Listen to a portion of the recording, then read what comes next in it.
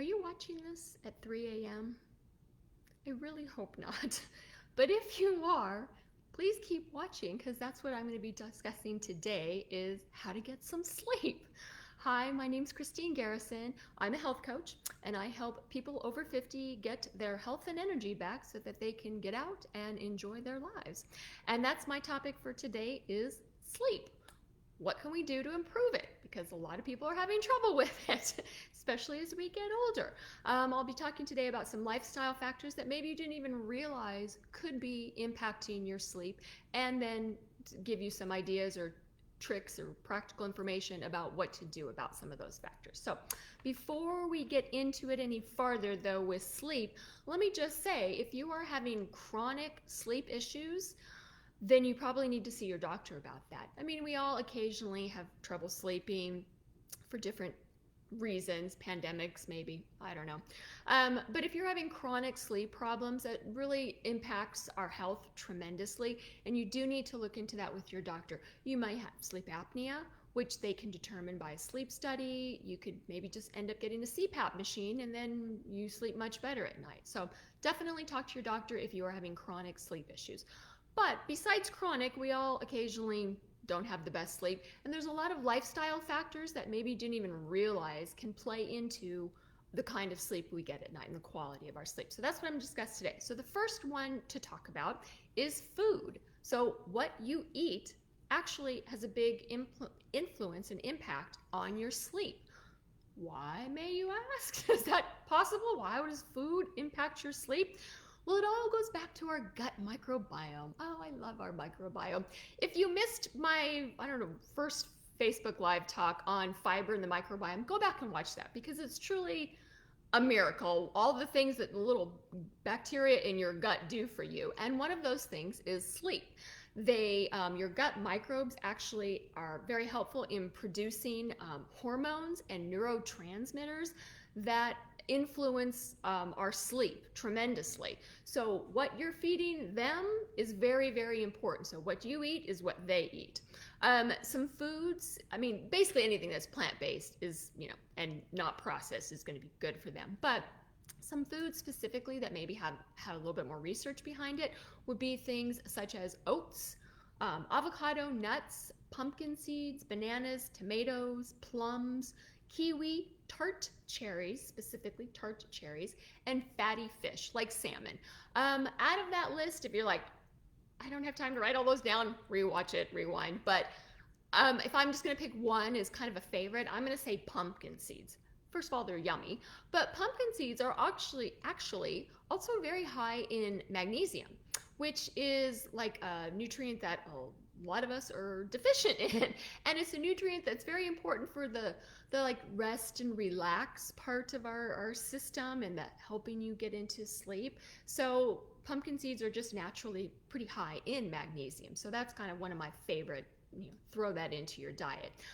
Besides the food that you're actually eating, two other important factors with food are when you're eating and how much you're eating when it comes to food. So ideally, dinner is your smallest meal of the day. I mean, really think about it. You don't need a lot of food and energy to go to sleep. So ideally, what is that saying?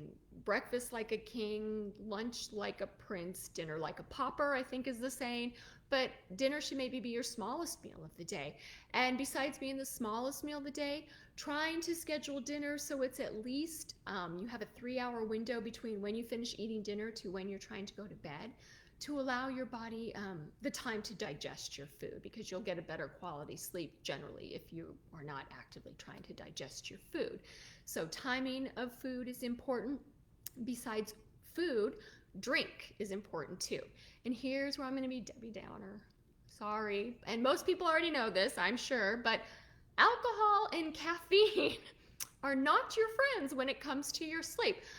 You already know this, right? But alcohol, while it may initially make you sleepy, it does interfere with your sleep cycles and all of that when you're actually asleep. You don't get as good of sleep when you have alcohol. So try to work that out in your life, whether it's a little bit before bed or how much you're drinking, etc. Caffeine, same thing. Caffeine has a 10-hour half-life, so that means if you drink a cappuccino at 2 o'clock and you try to go to bed at 10 o'clock, it may still be kicking up in your system and not helping you to wind down. Caffeine interferes with some of the other hormones that are trying to get you to relax and get sleepy, and caffeine interferes with that. Now, some people metabolize caffeine no problem. Lucky you. Some people used to be able to metabolize caffeine very well when they were in their 20s, and now as you're post 50s, you find, oh, not so much anymore. I don't personally drink coffee, but I do like my dark chocolate. And now I can't have my dark chocolate after dinner. I have to keep my dark chocolate to after lunch. Otherwise, that caffeine in it would actually kind of interfere with my sleep. So looking at your alcohol intake and looking at your caffeine intake and maybe making some adjustments for those. The next thing on the list that really has a tremendous impact on sleep, as well as every other aspect of your life, whether you know it or not, is truly the golden ticket, or the miracle magical pill, if you will. If scientists and doctors could bottle all the many health benefits from this, they would be astronomically rich. But you don't need to buy a pill for this. It's called exercise, or movement, or physical activity, or whatever you want to call it. But you have to be physically active during the day. So that means you maybe get your heart rate up a little bit, maybe break a little bit of a sweat. You know what it means to be physically active. But physical activity or exercise is tremendously important in helping you get quality sleep at night. Now, I will give you bonus points if you get that physical activity or that exercise in the morning outside in the sunshine, right? If you go for a walk in the morning, that's fantastic, because that morning light, believe it or not, but seeing the sun in the morning actually influences your sleep at night, because you get signals from the sun and it sets in motion a whole cascade of hormones that will eventually help you sleep that night. So bonus points if you can do it in the morning. If you can't, no big deal, doesn't matter. Just try to do it and it will help you at night, as well as helping every other aspect of your mental and physical health. Start wherever you are. If you haven't ever exercised or are completely out of shape and you huffing and puffing, if you go to the mailbox, that's okay. That could be your exercise for today. Walk to the mailbox. If that's challenging, do that and gradually build up. But exercise is a tremendous benefit on every aspect of life. The last little tip is just something that I've kind of personally been doing occasionally that might be helpful. If you're one of those people, and maybe those people tend to be women, I don't know, find yourself laying in bed 3 o'clock in the morning, running through all the what ifs and worries and all the anxieties of the day. That's when it hits you. That's when you're going to think about all that, right? We've all been there. A good suggestion is to try to spend some time each day during the daytime addressing those worries and concerns and the what ifs that you know what your what ifs are when your general worries are, right? Address them during the day. Write out a list of don't forget to worry about these things, right? But do that during the day, because those kind of things are almost like a toddler pulling on your pant leg, right? All day, hey, pay attention to me, pay attention to me. I'm worried about this, I'm worried about this. And you're going about your day and you're trying to ignore it. You're trying to be distracted from it. You don't want to deal with those worries and those concerns.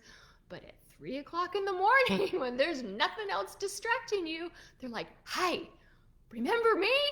We're going to talk about this now.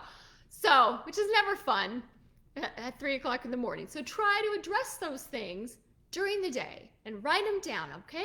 I'm paying attention to, I'm acknowledging you, I see you, I'm spending time with you now, so I don't have to spend time with you at 3 o'clock in the morning. And another big tip, don't believe everything you think, especially at 3 o'clock in the morning, because not everything you think is real or will happen or is based in reality at all, but it can stress us out like it does. So hopefully those were some helpful information. Throw some pumpkin seeds into your diet.